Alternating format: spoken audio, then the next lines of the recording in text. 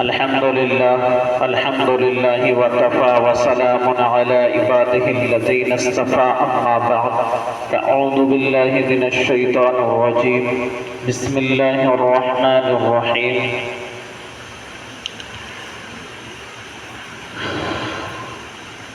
वलक़द यस्सरनल क़ुरआन लिज़्ज़िक्र फ़हल मिन मुद्दकिर सदक़ल्लाहुल अज़ीम। ये जो हमने महीने की पहली जुमेरात रखी है, ये हम इसलिए रखी है हमने कि हम वालिदाओं को बुला करके कुछ जरूरी हिदायतें समझाएं। अपनी बात मत करो, कोई भी गौर से मेरी बात को सुनो। सिर्फ आधा पौन घंटा इस चीज के लिए है। अगर हम यहाँ से एक बात भी ले गए और उस पर हमने अमल कर लिया तो है हमारा आना जाना बैठना कामयाब है। तो ये जो हम बच्चों की वालिदाओं को बुलाते हैं, ये जो हमने अपने मदरसे के अंदर दाखिले की भी हमारी एक शर्त है कि तरबियती इज्तिमा में आना पड़ेगा। इसका नाम तरबियती इज्तिमा इसीलिए है कि माँ जो है ना, माँ जो हमारी माशरे की एक बहुत अजीम हस्ती है, एक हमारे दरमियान बहुत ऊंचा रिश्ता है जिसे हम माँ कहते हैं, वालिदा कहते हैं। अंग्रेज उसको मॉम कहते हैं, मॉम। उन्होंने मॉम, मेरे ख्याल से और मेरी तफसीर तो इसकी ये है कि उन्होंने मॉम इसलिए कहा कि जैसे मॉम बहुत जल्दी जरा सी भी गर्मी से पिघल जाता है, ऐसे ही माँ का दिल बच्चे की जरा सी ठेस से पिघल जाता है। भूखा रह लेगी लेकिन बच्चे को खिलाएगी, प्यासा रह लेगी लेकिन बच्चे को पिलाएगी, गीले में सोएगी बच्चे को सूखे में सुलाएगी, सारी रात अज़ियतें बर्दाश्त करेगी, बच्चे को कांधे से लगा करके खड़ी रहेगी, कभी इधर जाएगी कभी उधर जाएगी, कभी बाहर आएगी कभी अंदर जाएगी। यह मोहब्बत माँ के दिल में किसने पैदा की? किसने पैदा की? यह मोहब्बत माँ के दिल में अल्लाह ने पैदा की। बल्कि मोहब्बत नहीं पैदा की, माँ के दिल में पूरा मोहब्बत का समंदर डाल दिया, मोहब्बत का समंदर औलाद के लिए। तो माँ बहुत अजीम हस्ती है इस दुनिया के अंदर। हमारे माशरे में खुसूसन जो इज्जत, हर मजहब ने माँ को इज्जत दी है, लेकिन जो इज्जत मजहब इस्लाम ने दी है वो किसी भी मजहब ने नहीं दी, किसी भी माशरे ने नहीं दी। मजहब इस्लाम ने बता दिया कि तुम्हारी माँ के कदमों के नीचे जन्नत है, कदमों के नीचे जन्नत। बाप जन्नत का, अल्लाह के रसूल सल्लल्लाहु अलैहि वसल्लम की हदीस है कि बाप जन्नत का दरवाजा है।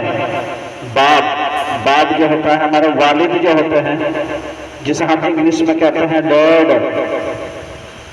वो क्या है? हमारे जन्नत के दरवाजे हैं। और माँ के कदमों के नीचे जन्नत है। तो ये माँ इतनी अजीम चीज है। जो चीज अजीम होती है उसका काम भी अजीम होता है, उसका काम भी बड़ा होता है। देखो ये पंखा है, यह हमें हवा दे रहा है, इसका काम हवा देना है, लेकिन इसमें कितनी पावरफुल चीज लग रही है। जिस चीज से ये पंखा चल रहा है, अगर उसके तार को हम एक सेकंड के लिए, ज्यादा नहीं, एक सेकंड के लिए अपनी उंगली पे लगा लें तो क्या हाल होगा हमारा? पूरा तन मन बदन दिल दिमाग हिल जाएगा। तो जितनी अजीम चीज होती है, जितनी अजीम चीज, जितना बड़ा काम होता है, जिसके जिम्मे जितना बड़ा काम होता है, उसके पास इतने ही बड़े जरिए होने चाहिए। करंट के अलावा किसी और चीज से चल जाएगा पंखा? नहीं चलेगा। करंट के अलावा किसी और चीज से जल जाएगी लाइट? नहीं जलेगी। रोशनी हो सकती है लेकिन हमारी ये ट्यूबलाइट नहीं जल सकती। तो कुल मिलाकर जितनी बड़ी चीज होती है, अल्लाह ने उसके जिम्मे इतना ही बड़ा काम लगाया। सूरज इतना बड़ा है दुनिया में जो हमें नजर आता है, तो अल्लाह ने इसके जिम्मे इतना ही बड़ा काम लगाया है कि सारी दुनिया को रोशनी देना है, और टाइम से निकलना है, टाइम से छिप जाना है। किस देश में कितने बजे निकलना है, किस देश में कितने बजे छिपना है, ये इसकी जिम्मेदारी है। अल्लाह ने कमाबेश इस दुनिया में 18,000 मखलूकात बनाई है। कितनी बनाई है? 18,000। देखो मैं बुलवाता इसलिए हूं कि एक तो तुम्हें बोलने में सवाब मिल जाएगा, तुम्हारा याद हो जाएगा। दूसरी बात, जब हम बोलते हैं ना, जब हम इल्म को याद करते हैं तो शैतान भाग जाता है। तो ये जो हमें आलकस आता है, सुस्ती आती है, शैतान भाग जाता है। इसलिए बुलवाता हूं मैं, बोले जरूर करो। कितनी अल्लाह ने मखलूकात बनाई है कमाबेश? 18,000। चींटी एक मखलूक, चींटा एक मखलूक, हवा एक मखलूक, पानी एक मखलूक। इसी तरह अल्लाह ने 18,000 मखलूकात बनाई है, और हर मखलूक के जिम्मे, हर एक मखलूक के जिम्मे काम लगाया है। पानी का काम प्यास बुझाना, सफाई देना, हमारे कपड़े साफ करता है, पानी बदन साफ करता है। हमारी हर ग़िज़ा पानी से तैयार होती है। कौन सी ऐसी ग़िज़ा है जो पानी से तैयार नहीं होती, जो हमारे खाने वाले पीने वाले? तो पानी कितना अजीम है, कितना अजीम है पानी हमारी जिंदगी में। तो इतने ही सारे काम अल्लाह ने पानी के जिम्मे लगाए हैं। इसी तरह लड़की हमारी बेटी है, जब बेटी होती है तो इसकी जिम्मेदारी कम होती है। जब ये बेटी होती है तो इसको जिम्मेदारी कम होती है, और जब ये बहन होती है तो जब भी इसमें कोई खास जिम्मेदारी नहीं होती। जब ये बीवी होती है तो इसमें थोड़ी जिम्मेदारी बढ़ती है। समझ में आया? जब ये किसी की बीवी बनती है, यही बेटी, यही बहन हमारी, तो इस पर जिम्मेदारी बढ़ती है। और जब ये माँ बन जाती है तो फिर इसमें बहुत बड़ी जिम्मेदारी आ जाती है, बहुत सारी जिम्मेदारी आ जाती है। अल्लाह ने औरत को पैदा ही इसलिए किया है कि ये हमारी नस्ल की तरबियत करे। समझ में आया? अल्लाह ने औरत को, लड़की को पैदा किस लिए किया है? अल्लाह कुरान में फरमाता है, अर्रिजालु क़व्वामूना अला निसा बिमा फ़द्दलल्लाहु बअदहुम अला बअद, कि हमने मर्द का दर्जा थोड़ा सा ऊंचा बनाया है। हमने मर्द को ताकतवर बनाया है। ताकतवर ऐसे नहीं कि इसलिए नहीं बनाया कि औरत पर जुल्म करे या औरत को अपना गुलाम बना करके रखे, बल्कि ताकतवर किस लिए बनाया है? थोड़ा सा दर्जा ऊंचा मर्द का क्यों रखा है? क्योंकि ये बाहर जाता है, कमा के लाता है, गर्मी की दोपहरी में, धूप में वजन खींचता है, ठंड के जमाने में पानी में घुस करके कमाता है, वजन उठाता है, धक्के खाता है, रिक्शे चलाता है, और कमा के लाकर किसको देता है? अपनी माँ को, अपनी बीवी को। इसलिए कमा के ला के देता है कि अब जब उसने हलाल कमाई ला करके बीवी के दामन में डाल दी या माँ के दामन में डाल दी, अब ये अपनी जिम्मेदारी से बरी हो गया। इस कौन सी जिम्मेदारी से? जो उसे बाहर से कमा के ला के देना था। अब सारी जिम्मेदारी जो है औरत पे आ जाती है, अब सारी जिम्मेदारी माँ पे आ जाती है, अब सारी जिम्मेदारी बीवी पे आ जाती है। अगर ये किसी की बीवी है तो किसी की बीवी पे सारी जिम्मेदारी इसके बच्चों की आ जाती है। अगर ये माँ है तो इसकी जिम्मेदारी बाकी बहन भाइयों पे आ जाती है। तो गोया माँ जो है एक बहुत बड़ा ट्रांसफार्म है जिसे बहुत सारा काम करना है। अल्लाह ने, मैंने आपसे बताया ना कि अल्लाह ने औरत को पैदा इसलिए किया है कि वो अपने घर को घर बना करके रखे, अपने मकान को मकान बना करके रखे,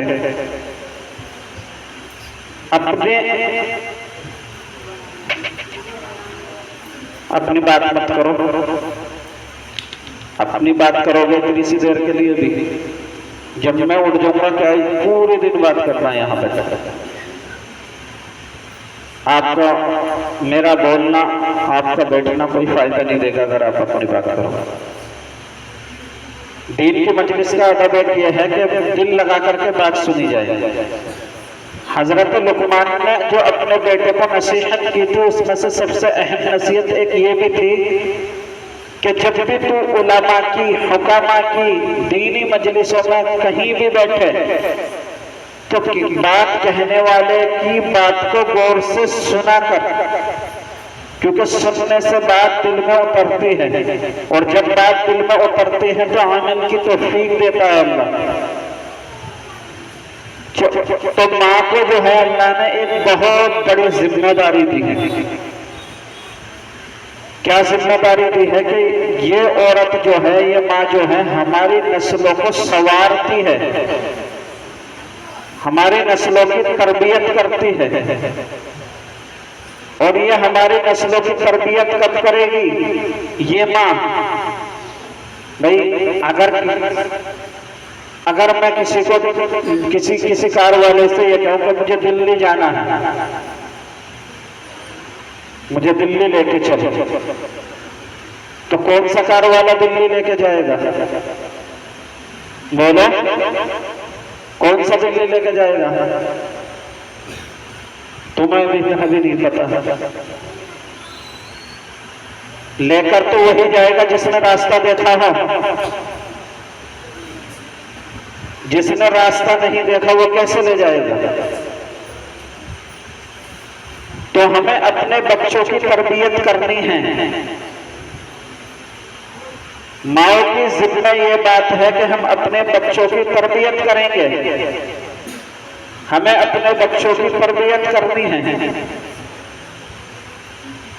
तो हम अपने बच्चों की तरबियत जब ही करेंगे जब हम पर तरबियत करनी आती होगी, हमारी भी तरबियत हुई होगी। तरबियत किस चीज का नाम है? तरबियत किस चीज का नाम है? तरबियत बता सकता कोई? अंदर वालों में से बता दो कोई। आप तो कुछ तो ऐसे हैं बहुत दिन से आ रहे हैं। तरबियत किस चीज का नाम है?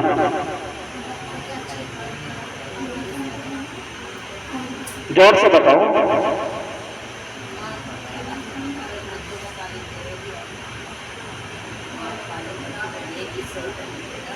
तरबियत उस चीज का नाम है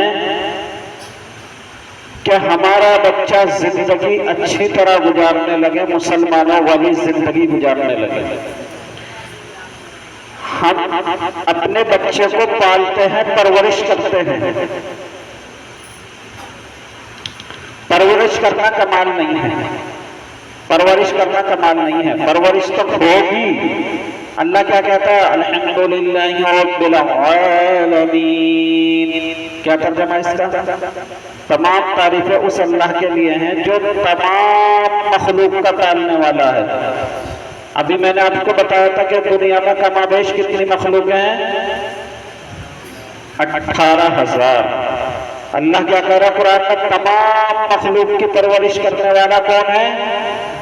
मैं हूं, यानी अल्लाह। अल्हम्दुलिल्लाहि रब्बिल आलमीन, कि तमाम मखलूक को पालने वाला, तमाम मखलूक की परवरिश करने वाला मैं हूं। वमा मिन दाब्बतिन, कुरान कहता है वमा मिन दाब्बतिन फिल अर्ज़ि इल्ला अल्लाहि रिज़्क़ुहा व यअलमु मुस्तक़र्रहा व मुस्तौदअहा। तो अल्लाह कुरान में कहता है कि हर एक चलने फिरने वाला जो भी इस जमीन पर है, सबका रिज़्क़, सबका खाना, सबका दाना मेरे जिम्मे है, मैं उसको पहुंचा करके ही रहूंगा। तो परवरिश की जिम्मेदारी तो अल्लाह ने ली है, बस जराए इख्तियार करने हैं हमें। असबाब की दुनिया में रहते हैं हमें असबाब इख्तियार करने हैं। मसलन हमें कारोबार करना है हलाल और अपने बच्चों को हलाल खिलाना है, ये भी एक इबादत है। लेकिन इन इबादतों की बुनियाद, तमाम इबादत, इन इबादतों की ये जो हमने हलाल कमा के अपने बच्चों को हलाल तरीके से खिलाया है, ये बुनियाद है उस बिल्डिंग की। जो बच्चा आपका परवरिश पा रहा है, ये एक बिल्डिंग है। अगर इस बिल्डिंग में अच्छा मसाला तो लग गया लेकिन अच्छी तरह ना लगा तो ये बिल्डिंग गिर जाएगी। तो आपने हलाल कमा के तो खिला दिया, लेकिन अगर इसकी तरबियत नहीं की, इसे इंसानियत नहीं सिखाई, तो दुनिया में आपने कुछ नहीं किया, आपने आखिरत के लिए कुछ नहीं कमाया। भाई सवेरा आया करो, आप 12 बजे यहां आ जाया करें, क्योंकि अब रूल्स ये है कि अजान होती दुआ हो जाएगी, इसलिए आप 12 बजे आ जाया करें, देर से ना आया करें। तो माँ के जिम्मे जो है बच्चों की तरबियत है। बाप कमा करके लाता है, बहुत मुसीबतें उठाता है, और हत्ता के औरत के नखरे भी उठाता है, नाज भी उठाता है, औरत की सारी जिम्मेदारियों को पूरा करता है। तो इसी सबब अल्लाह ने कुरान करीम में ये कहा है अर्रिजालु क़व्वामूना, कि मर्दों का मकाम जो है थोड़ा सा औरत से ऊंचा है। जैसे हमारे इसके बरखिलाफ गैर मुस्लिम ईसाई खुसूसन चले गए हैं कि मर्द और औरत में कोई फर्क नहीं है, दोनों एक ही मिट्टी से बने हैं, दोनों को हक बराबर मिलना चाहिए। तो दोनों बराबर कभी भी नहीं हो सकते, क्योंकि जो मजदूरी का फासला मर्द उठा रहा है वो औरत नहीं उठा सकती। अल्लाह ने खुसूसियत मां बनने की औरत में रखी है, मर्द नहीं बन सकता। अल्लाह ने बाप बनने की खुसूसियत मर्द में रखी है, औरत नहीं बन सकती। तो अल्लाह ने औरत और मर्द में फर्क पैदा किया है। फर्क इसलिए नहीं कि औरत को नीचे समझा गया, मर्द को ऊंचा, ऐसा नहीं, बल्कि मर्द की जिम्मेदारियां और हैं, औरत की जिम्मेदारियां और हैं। तो औरत की जिम्मेदारी, खुसूसन मां की जिम्मेदारी ये है कि अपने बच्चों को अच्छा इंसान बनाए, अच्छा मुसलमान बनाए, क्योंकि ये बच्चा हमारे पास अल्लाह की नेमत है, और नेमत होने के साथ साथ अल्लाह की अमानत है। अमानत किसको कहते हैं? अमानत किसको कहते हैं? अमानत किसको कहते हैं? अमानत। किसी ने आपको 100 रुपए दिए, क्या मेरे 100 रुपए रख लो, जब जरूरत पड़ेगा ले लो, तो ये अमानत। अगर आपने उसे 90 रुपए दिए तो ये अमानत होगी? ये अमानत में ईमानदारी होगी? ये अमानत में खयानत होगी? ये अमानत में खयानत होगी?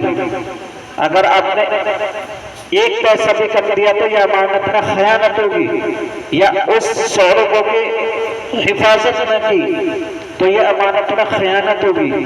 यार मैंने तो हिफाजत ही नहीं में की, मैंने मेरे खो गए मेरे से, तो यह अमानत में खयानत होगी। और खयानत करने वाले को अल्लाह कल क़यामत में बिना हिसाब किताब के जहन्नम में भेजेगा। तो ये औलाद जो है आपके पास आपके शोहर की अमानत है, क्योंकि बेचारा वो कमा के लाके दे रहा, मुसीबतें भर रहा। अब ये आपकी जिम्मेदारी है कि उसकी औलाद को इंसान बनाना और उसकी औलाद को एक सच्चा मुसलमान बनाना, ये माँ की जिम्मेदारी है। ये कैसे होगा? ये काम हम कैसे कर सकते हैं? कैसे कर सकते हैं? ये काम हम ऐसे कर सकते हैं कि सारे 24 घंटे में से 10 मिनट अपने बच्चों को लेकर के बैठो रात को फुर्सत के वक्त में। समझ में आया? आप बात क्यों कर रहे हो? अंदर वालों समझ में आया आपके? ये कैसे कंट्रोल में आ सकता है? शुरुआत इसकी ऐसे होगी जैसे मैं बता रहा हूं कि रात को फुर्सत के वक्त में सारे कामों से निपटो और 10 मिनट अपने बच्चों के लिए निकालो, या बच्चा हो आपके एक या बच्चे हो बहुत सारे, 10 मिनट उनके लिए निकालो और उन्हें हर चीज की अच्छाई समझाओ, हर बुराई की बुराई समझाओ। बच्चे को इंसान बनाओ। बच्चा हमारा पानी पिएगा, हर हाल में पिएगा, लेकिन आपको बच्चों को ये सलीका सिखाओ कि बेटा बैठ के पीते हैं, 3 सांस में पीते हैं, पीते वक्त बिस्मिल्लाहिर्रहमानिर्रहीम पढ़ते हैं और पीने के बाद पानी पीने के बाद की दुआ पढ़ते हैं। जो बच्चे हमारे यहाँ आते हैं अक्सर उन्हें दुआएं भी याद रहती हैं, उन्हें सुन्नतें भी याद रहती हैं। तो हमने तो याद करा दिया, आपको तो जिंदा कराना आपकी जिम्मेदारी है। आपको यहाँ महीने की पहली जुमेरात में वालिदाओं को सिर्फ इसलिए बुलाया जाता है कि जो हम आपके बच्चे को सिखा रहे हैं आप उसको रिहर्सल कराओ, रोजाना की जिंदगी में उसकी मश्क कराओ, वरना सारी किताबें याद करा दो बच्चों को, क्या फायदा होगा? नहीं फायदा होगा कुछ? हम सारी किताब याद करा देंगे, अगर आपने मश्क नहीं कराई तो हम आपके बच्चों को कुछ फायदा होगा? कम से कम हाँ ना तो बोले करो, ऐसा लगता जैसे तुम सुन ही नहीं रहे। फायदा होगा कुछ? नहीं कोई फायदा होगा।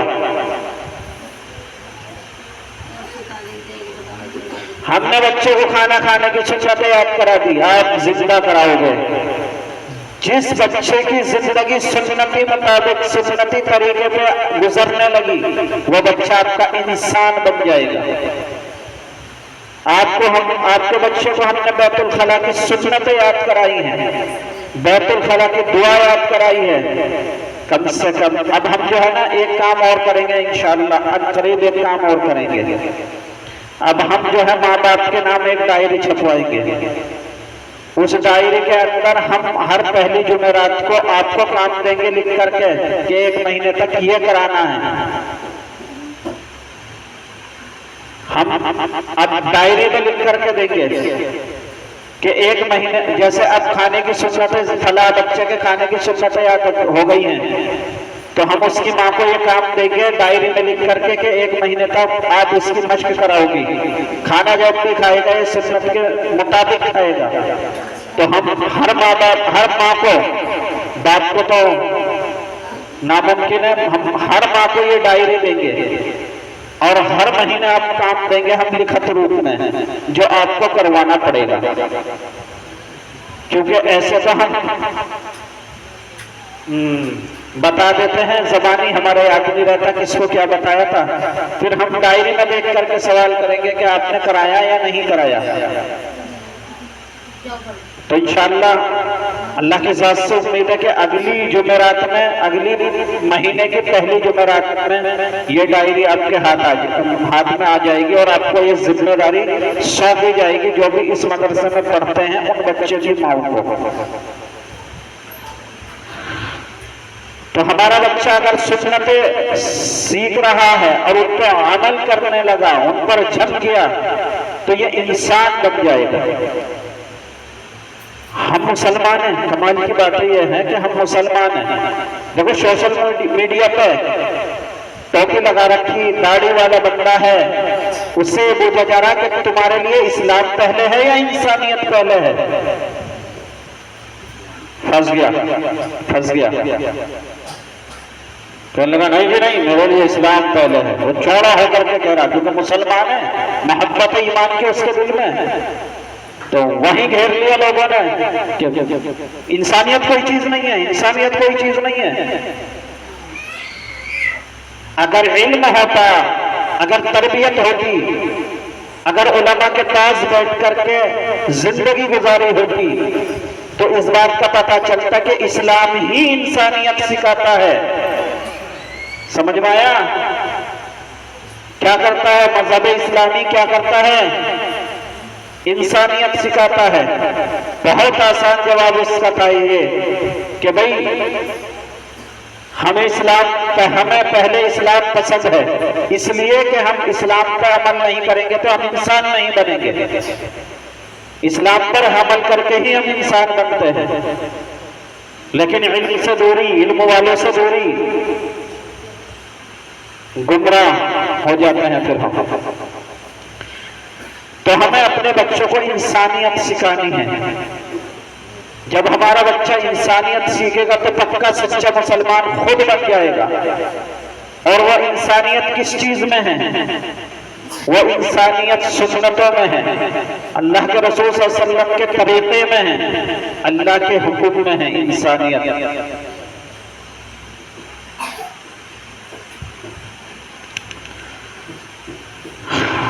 हमारी माओ की जिम्मेदारी, तमाम माँ की जिम्मेदारी सब। अब तो कमाल की बात यह है, अजीब अजीब नाम ला रहे लोग कि जी ये नाम कैसा।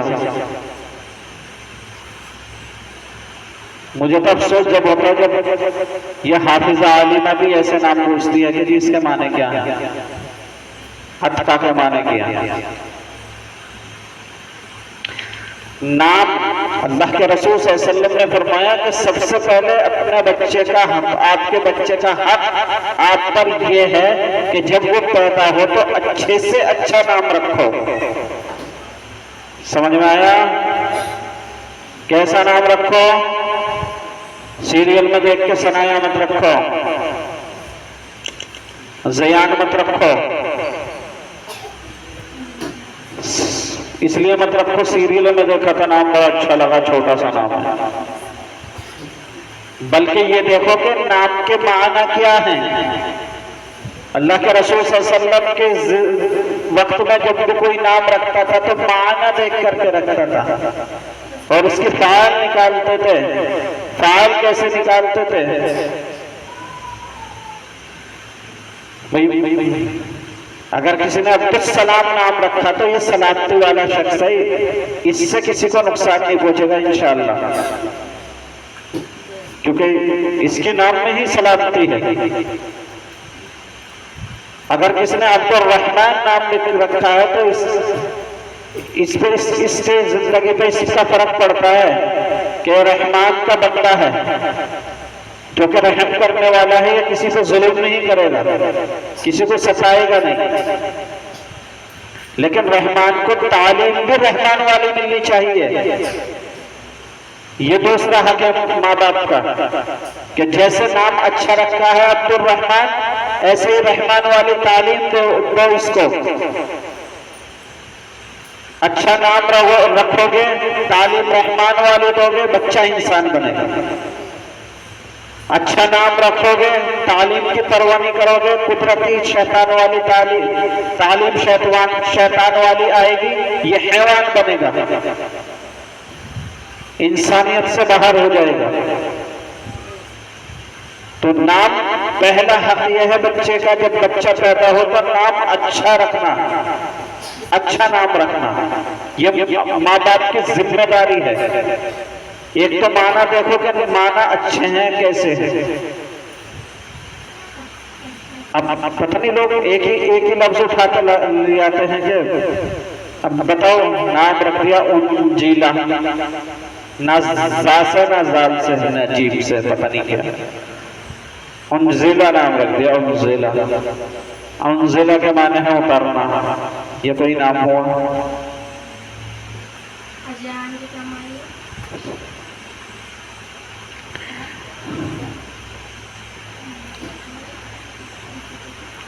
ज़ियान कहाँ से देख करके रखा था? सीरियल में से या किताब में से? किस नियत से रखा था? अच्छा लग रहा था। यही तो परेशानी, अच्छा लग रहा था। ज़ियान के हालांकि अच्छे मायने हैं, लेकिन नाम रखते वक्त नियत भी होनी चाहिए किस लिए नाम रख रहे हैं हम। यही नाम ज़ियान के माने अगर आप रखते वक्त देखते तो इसका माना है रोशनी। इस नियत से रखते कि अल्लाह ये इंसानियत की रोशनी फैलाएगा क्या दुनिया में, इस नियत से नाम रखते तो ये इस नाम का कुछ और असर पैदा होता। समझ में आया? अब आपने देखा अच्छा लग रहा था, चलो जब भी नियत की तो आप कर लो। नाम अच्छा है ज़ियान रोशनी, ये नियत कर लो कि इंशाअल्लाह पूरी दुनिया में इंसानियत की रोशनी, कुरान की रोशनी फैलाएगा, हदीस की रोशनी फैलाएगा, सुन्नतों की रोशनी फैलाएगा। तो नाम का अच्छा रखना और किस लिए रख रहे हैं ये नियत करना मैं समझता हूं बहुत ही ज्यादा जरूरी है। और नाम का अच्छा रखना ये तो मुसलमानों के, अल्लाह के नबी ने फरमाया कि बच्चे का पहला हक है माँ बाप पर नाम का अच्छा रखना, अच्छा नाम रखना, अच्छा नाम रखना, ये माँ बाप की पहली जिम्मेदारी है। तालीम अच्छी देना ये माँ बाप की दूसरी जिम्मेदारी है, अच्छी तालीम देना। अब हम अच्छी तालीम किसको समझने लगे? तालीम तालीम है, लेकिन हुजूर सल्लल्लाहु अलैहि वसल्लम के ऊपर जो कुरान करीम नाजिल हुआ है, हुजूर सल्लल्लाहु अलैहि वसल्लम की ज़बान मुबारक से जो हदीसें निकली हैं, हुजूर सल्लल्लाहु अलैहि वसल्लम की जो जिंदगी है, उससे अच्छी तालीम दुनिया में कोई तालीम नहीं हो सकती। अगर इसके आगे हमने किसी और तालीम को अच्छा समझा तो कल क़यामत में अल्लाह हमें जन्नत के पास भी तकने नहीं देगा। याद रख लेना, अल्लाह कल क़यामत में हमें जन्नत की खुशबू भी नहीं सुनाएगा अगर हमने अल्लाह के रसूल सल्लल्लाहु अलैहि वसल्लम की तालीम के, अल्लाह की तालीम के अलावा किसी और तालीम को इससे आला तालीम माना। और आज मुसलमान मान रहे हैं। बताओ, आज मुसलमान का बच्चा, यहाँ अपने पास की बात बता रहा हूं मैं, आज मुसलमान का बच्चा दीनियात नहीं पढ़ रहा इस चक्कर में कि स्कूल का बोझ ज्यादा है, स्कूल का बोझ ज्यादा है। बच्चा 2 साल बाद बालिग हो जाएगा, इस पर नमाज भी फर्ज हो जाएगी, इस पर रोजा भी फर्ज हो जाएगा, लेकिन दीनियात नहीं पढ़ा रहे माँ बाप। किस लिए? स्कूल का वजन ज्यादा है। कसम खुदा की अगर आप मर गए ना, दफना तो भूल जाएगा, ये भूल जाएगा। और फिर ये कोई काम आपने ऐसा नहीं सिखाया इसको जिसका सवाब मिलता रहेगा। अगर आप दीनियात पढ़ाओगे, दीनियात किस चीज का नाम है? हमारे यहाँ दीनियात में 7 सब्जेक्ट हैं। ताकीक से मुताल्लिक चीजें, नमाज से मुताल्लिक चीजें और सुन्नत, दुआएं, 3 हो गई, 6 कलमे, 4 हो गए, 40 हदीस 5 हो गई। हुजूर सल्लल्लाहु अलैहि वसल्लम की पूरी जिंदगी कि कहाँ पैदा हुए, कहाँ आपने परवरिश पाई, 6 हो गए। और मालूमात इस्लाम, हमें इस्लाम की मालूमात भी जरूर होनी चाहिए। जैसे इस्लाम की बुनियाद कितनी चीजों पर है, हमारे घर की या जिस घर में हम बैठे हैं ये भी एक बुनियाद पर खड़ा है। अगर इसकी बुनियाद निकाल दी जाए तो ये मकान नहीं रहेगा, मैदान हो जाएगा। ऐसे ही हमारे ईमान है जिसकी वजह से हम मुसलमान हैं और हम इसी की वजह से कल जन्नत में जाएंगे। तो ये भी एक बुनियाद पर खड़ा है। अब हमें पता ही नहीं कि इस्लाम की बुनियाद कितनी चीजों पर है। तो ये मालूमात इस्लाम, ये सब दीनियात में शामिल हैं हमारे। हम कुरान करीम के साथ साथ और जगह तो दीनियात अलग फीस लेकर पढ़ाते हैं कि ये 200 रुपये बच्चे की फीस है, 200 रुपये दीनियात की फीस है। लेकिन हम तो अल्लाह के लिए, सिर्फ अल्लाह के लिए दीनियात की कोई फीस ही नहीं लेते लोगों से। लेकिन बहुत से लोग ऐसे हैं कि दीनियात ही नहीं पढ़ा रहे अपने बच्चों को। अरे अपने बच्चों को जो दीनियात नहीं पढ़ा रहा, उसके बच्चे को पता कैसे, उसे क्या पता वजू कैसे होगा, गुस्ल कैसे होगा। बच्ची से जवान हो जाएगी लेकिन गुस्ल नहीं आएगा, उसे पता ही नहीं होगा कि गुस्ल किन चीजों से वाजिब होता है। बच्चे जवान हो जाएगा, उसे पता ही नहीं कि गुस्ल कैसे होता है। जब गुस्ल नहीं होगा तो नमाज कैसे होगी? अगर नमाज नहीं आएगी तो मस्जिद में जाके खाली रुकू सजदे के अलावा कुछ नहीं करेगा। और फिर अल्लाह नाउजुबिल्लाह नाउजुबिल्लाह नाउजुबिल्लाह, अल्लाह मेरी तौबा। इतना बुरा हाल है, इतना बुरा हाल है हमारे नौजवानों का कि अल्लाह का शुक्र अदा करो, अल्लाह का अजाब नहीं आता हम पर। अल्लाह भाई एक बात बता दो आप मुझे, अगर आपके घर में कोई मेहमान आया हो और उस मेहमान के बच्चे जो है सीधा आकर के कोई चीज ऐसी मारे आपके शीशा जहां लगा हुआ है सेब का, उस सेब के शीशे पे कि उसमें फौरन मारते ही क्या गया, बाल आ गया। पसंद करोगे कभी के कोई मेहमान ऐसा हमारे घर में आए?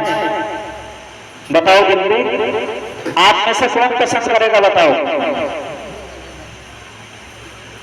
है? बस 2-3 मिनट है, 2-3 मिनट में बात खत्म करूंगा। अगर कोई मेहमान आपके घर में आए और उसके बच्चे डायरेक्टली क्या करें, आपके गैस सिलेंडर का पाइप काट दें, पसंद करोगे आप ऐसे मेहमान को? डर के क्या कहोगे, भाई आज के बाद यहाँ मत लाइए अपने बच्चों को? कहोगे या नहीं कहोगे? ऐसा यही सिखा रखा तो ना अपने बच्चों को। जब हम अल्लाह की मस्जिद में जाते हैं तो हदीस में आता है, रसूलुल्लाह सल्लल्लाहु अलैहि वसल्लम ने फरमाया कि अल्लाह इसका इकराम करता है, इकराम इज्जत करता है। अल्लाह इसकी मस्जिद में आने वाले की मेहमानी करता है, अल्लाह मस्जिद में आने वाले की। और जितनी देर ये बैठा रहता है अल्लाह इसकी मेहमानी करता रहता है। कैसे? फरिश्तों से रहमत की बरसात करवाता है, फरिश्तों से मग़फ़िरत की दुआ कराता है, फरिश्तों से अल्लाह बरकत की दुआ कराता है। सोचो, जो दुआ कबूल करने वाला वो दुआ करा रहा है तो कबूल कैसे नहीं होगी? रमजानुल मुबारक में हमारे नौजवान बच्चे जिनके 10 साल के बच्चे होते, अगर होते, क्योंकि कई लोग ऐसे हैं ना नजर में जिनके बच्चे नहीं है, नाम लूंगा तो चुगली हो जाती है इसलिए नाम नहीं ले रहा हूं मैं। और जिनके 5-5, 6-6 साल के बच्चे हैं, ऐसे लोग सबसे पीछे वाली सफ में खड़े हो और खड़े होके पता क्या करते, रुकू में गए ऐसे, और अल्लाह इनका इकराम करेगा। नमाज इतनी सस्ती चीज है। नमाज के बारे में आता है, अल्लाह के रसूल सल्लल्लाहु अलैहि वसल्लम ने फरमाया कि जो नमाज पढ़ता है तो अल्लाह के और बंदे के दरमियान जितने भी पर्दे हैं सारे खुल जाते हैं। और जो नमाज पढ़ता है वो अल्लाह से डायरेक्टली बात करता है, फोन पे नहीं, फेस टू फेस बात करता है। समझ में आया? क्या कहते हैं? समी अल्लाहु लिमन हमीदा। क्या माने इसके? अल्लाह उसकी बात सुनता है जो बंदा उसकी तारीफ करता है। अब बताओ, नमाज में सारी तारीफ ही तारीफ है। सुभान रब्बियल अज़ीम, अल्लाह की तारीफ है नहीं? अल्लाह जो पाक है वो बड़ी अजमत वाला है। सुभान रब्बियल आला, अल्लाह जो बुलंद है, अल्लाह जो पाक है वो बहुत बुलंदी वाला है। रब्बिग़फिरली, ए मेरे पालने वाले, पालने वाला तारीफ है नहीं है? हाँ, रब्बना, ए मेरे पालने वाले, लकल हम्द, तमाम तारीफ तेरे लिए है। ये सब अल्लाह की तारीफ है नहीं? अल्लाह डायरेक्टली अपने बंदों से बात करता है जब कोई दिल लगा के नमाज पढ़ता है। तो ऐसी नमाज का क्या होगा, ऐसे नमाजियों का क्या होगा? ये बदतमीजियां कब आई हमारी इस नस्ल के अंदर? माओ ने तरबियत नहीं दी। अगर माए इन्हें इंसान बनाती तो खुदा की कसम ये ऐसा काम नहीं करते कभी भी। तो मैं आपके आगे झोली फैला के भीख मांगता हूं कि अपने बच्चों की तरबियत कर लो, अपने बच्चों को इंसान बना लो। क्योंकि अगर हमारे बच्चे इंसान बन गए और ये हमारे लिए मग़फ़िरत की दुआ ना भी करेंगे तो इनके इंसान बनने का सवाब हमारी कब्र में पहुंचता रहेगा। और यही औलाद जिसको हमने इंसान बनाया है, इस्लाम सिखाया है, ईमान सिखाया है, किसी और अमल की जरूरत हो ना हो, ये औलाद हमें जन्नत में ले जाएगी। और अगर हमने इसका उल्टा कर दिया, हमने इन्हें इंसानियत नहीं सिखाई, हमने इन्हें ईमान नहीं सिखाया, हमने इन्हें अमल नहीं सिखाया, हमने इन्हें सुन्नत नहीं सिखाई, हमने इनको अल्लाह के रसूल सल्लल्लाहु अलैहि वसल्लम का पता नहीं बताया, अगर हमने इन्हें अदब नहीं सिखाया, तो यही औलाद कल कयामत में हम वली भी होंगे ना। अगर हम वली भी होंगे, अगर हम 5 वक्त के नमाजी होंगे, अगर हम चाहे जितने हज कर रखे होंगे, अगर हम तहज्जुद गुजार भी होंगे, तो अगर ये औलाद, हमने अपनी औलाद को इंसान नहीं बनाया, तो यही औलाद गिरेबान पकड़ के अल्लाह की बारगाह में यूं कहेगी कि अल्लाह हमसे पहले जहन्नम में इन्हें भेज। और अल्लाह अपना फैसला बदलेगा, भेजेगा जहन्नम में माँ बाप को औलाद के साथ। तो इसलिए अल्लाह से दुआ भी क्या करो कि अल्लाह हमें, हमारे बच्चों को सच्चा मुसलमान बना दे, पक्का मुसलमान बना दे, इंसान बना दे।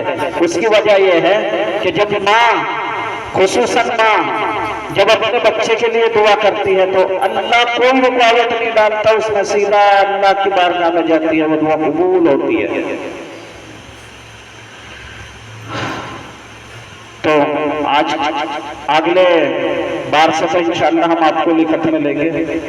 अब इसलिए आज काम नहीं दे रहा कोई भी। आज का काम इतना है कि पाबंदी करा लो नमाजों की अपने बच्चों से बस। अगर मदरसे में नहीं आ रहे, छुट्टी पर हैं, तो उनसे वहां पाबंदी कराओ नमाजों की, कि नमाज की पाबंदी कर दी। अजान होते ही उन्हें मस्जिद में भेजो। जो ज्यादा छोटे बच्चे हैं उन्हें 2 रकात अपने सामने खड़ा होकर पढ़वाओ, ताकि उन्हें ये पता लग जाए कि हाथ यहाँ बांध, रुकू ऐसे कर, सजदा ऐसे कर। लेकिन जो 8 साल से 7 साल से 10 साल तक, 10 साल से शुरू है बच्चे, उनको मस्जिद में भेजो और उन्हें ये बात सिखा कर भेजो, उन्हें ये बात सिखा कर भेजो कि मस्जिद का अदब होता है, मस्जिद में बदतमीजी नहीं करते। ये काम तो भारी नहीं है हमारे लिए, कर सकते हैं। खुद भी नमाजों की पाबंदी करो, क्योंकि कब्र में सबसे पहले नमाज का सवाल होगा। हदीस में आता है जिसकी नमाज सही निकल गई उसके सारे अमल सही निकल जाएंगे, वरना बेनमाजी को अल्लाह के रसूल ने फरमाया कि बेनवाजी को जो है कब्र ऐसे भेजेगी जैसे ये उंगलियां एक दूसरे में डाल इसलिए ऐसे डाल देते हैं ना, तो ऐसे ही हमारी पसलियां एक दूसरे में घुस जाएगी। बेनवाजी को कब्र इस कदर जोर से भेजेगी। और हदीस में आता है कि बेनवाजी की कब्र में सबसे पहले आग भर दी जाएगी, आग जला दी जाएगी। तो इसलिए नमाजों की खुद भी पाबंदी करें। नमाज पढ़ने के बहुत सारे फायदे हैं, जिसमें से एक फायदा, सबसे बेहतरीन फायदा यह है कि आदमी का चेहरा नूरानी होता है और नमाज कायम करने वालों से अल्लाह खुश होता है। अल्लाहुम्मा सल्ली अला मुहम्मद व अला आलि मुहम्मद कमा सल्लैता अला इब्राहीम व अला आलि इब्राहीम इन्नका हमीदुम मजीद। अल्लाहुम्मा बारिक अला मुहम्मद व अला आलि मुहम्मद कमा बारकता अला इब्राहीम व अला आलि इब्राहीम इन्नका हमीदुम मजीद। रब्बना आतिना फिद दुनिया हसनतम व फिल आखिरति हसनतम व क़िना अज़ाबन नार। या हय्यु या क़य्यूम बिरहमतिका नस्तगीथ रब्बिन्सुरनी अलल क़ौमिल मुफ़्सिदीन। ला इलाहा इल्ला अंत सुब्हानका इन्नी कुन्तु मिनज़ ज़ालिमीन। ला इलाहा इल्लल्लाहुल हलीमुल करीम। सुब्हानल्लाहि रब्बिल अर्शिल अज़ीम। या अकरमल अकरमीन, या अरहमर राहिमीन, या रहमान या रहीम, या मौलाई करीम, हमारी तमाम सगीरा कबीरा गुनाहों को, खताओं को, कोताहियों को माफ़ फरमा। या अल्लाह हम पर अपने रहमत खास का नुज़ूल फरमा। या अल्लाह हमसे राज़ी हो जा। या अल्लाह तू हमसे राज़ी हो जा। या अल्लाह जो जिन कामों में अल्लाह जिन कामों से तो नाराज होता है, ऐसे कामों से हमारी और हमारी औलादों की, हमारी नस्लों की हिफाजत फरमा। या अल्लाह हम यहाँ जिस मकसद के लिए जमा हुए हैं, बैठे हैं, या अल्लाह हमारे उस मकसद में कामयाबी अता फरमा। या अल्लाह हमारे इन बच्चों को हमारी आंखों की ठंडक बना। या अल्लाह हमारी इन औलादों को अपना और हमारा फरमा बरदार बना। या अल्लाह खुसूसन हमारे इस मदरसे में पढ़ने वाले तालिबे इल्मों को बाअमल आलिम दीन बना, बाअमल हाफिज़ कुरान बना। या अल्लाह, या अल्लाह, या अल्लाह इस मदरसे में पढ़ने वाले तालिब इल्मों को खुसूसन सारे आलम के लिए हिदायत का जरिया बना। या अल्लाह सारे आलम के लिए हिदायत का चराग बना। या अल्लाह हमारे इस मदरसे को अपनी बारगाह में कबूल फरमा। या अल्लाह हमारे इस मदरसे को तरक्की और कामयाबी अता फरमा।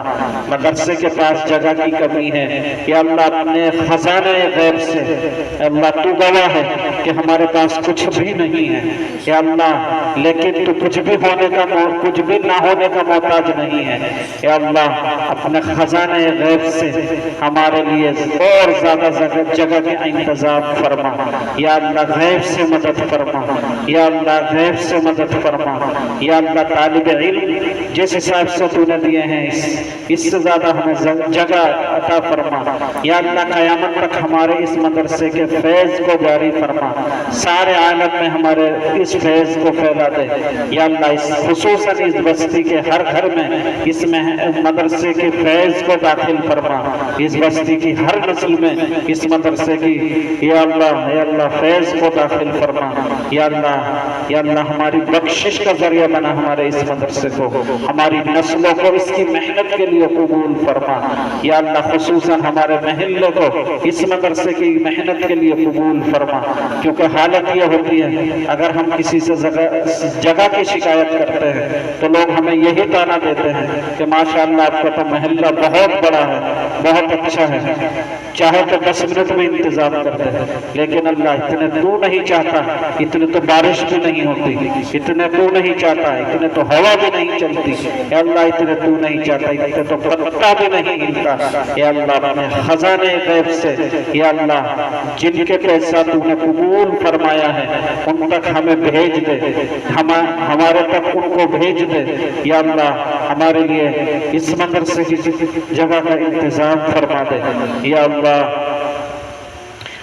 या अल्लाह, या अल्लाह, यह मत सोचा करो कि मैं भूल गया हूँ, यह कुदरती होता है। क्योंकि हमारे बुजुर्ग फरमाते हैं जब ऐसा हो जाए और आगे जो दुआ होने वाली होती है तो यह कबूलियत की अलामत होती है। ए अल्लाह हमारे मदरसे की, ए अल्लाह हासिदों से, फित्तीनों से, मुफसिदों से, ए अल्लाह मुखालिफों से हमारे मदरसे की, हमारे तलबाओं की, हमारे मिशन की या अल्लाह, या अल्लाह, या अल्लाह, या अल्लाह, या अल्लाह हर तरह से हमारे अहले याल की हर तरह से हिफाजत फरमा। या अल्लाह हिफाजत फरमा। या अल्लाह, या अल्लाह जो बीमार है उन्हें शिफा अता फरमा, जो बेरोजगार है उन्हें हलाल तय्यब बरकत वाली आसान रोज़ी अता फरमा, जो मुसलमान लड़के गैर शादीशुदा है उनकी उम्र है या अल्लाह उनके निकाह के जल्द से जल्द इंतजामात फरमा। या अल्लाह, या अल्लाह, या अल्लाह, या अल्लाह जो बे औलाद है उन्हें सालेह औलाद अता फरमा। या अल्लाह आदम अलैहिस्सलाम से लेकर आज तक जितने भी मुमिनीन मुमिनात मुस्लिमीन मुस्लिमात गुज़र गए सबकी बख्शिश और मग़फ़िरत फरमा। या अल्लाह सबके दर्जों को जन्नत में बुलंद फरमा। या अल्लाह बाज़ लोग ऐसे हैं कि उनका कोई दुआ करने वाला भी नहीं है। या अल्लाह हम हमारी तरफ से, या अल्लाह हम उनके लिए भी दुआ करते हैं, हमारी तरफ से उनको, या अल्लाह, या अल्लाह, या अल्लाह हम उनके लिए भी दुआ करते हैं, उनकी कब्र को नूर से मुनव्वर फरमा। या अल्लाह उनकी मग़फ़िरत फरमा, खुसूसन मेरे वालिदैन की बख्शिश और मग़फ़िरत फरमा। या अल्लाह खुसूसन मेरे वालिदा को इस मदरसे की तरफ से अल्लाह, या अल्लाह अजर अज़ीम अता फरमा। या अल्लाह करवट करवट चैन और सुकून अता फरमा। या अल्लाह इसके बदले में उनको जन्नतुल फिरदौस अता फरमा।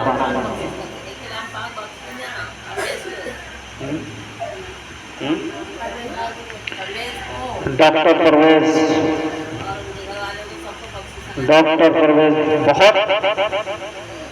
बहुत अच्छे आदमी थे। अल्लाह तेरे नबी ने फरमाया कि जो भी सच्चे दिल से किसी की तारीफ कर देता तो मग़फ़िरत कर देता है। वाकई हम सच्चे दिल से कह रहे बहुत अच्छे आदमी थे।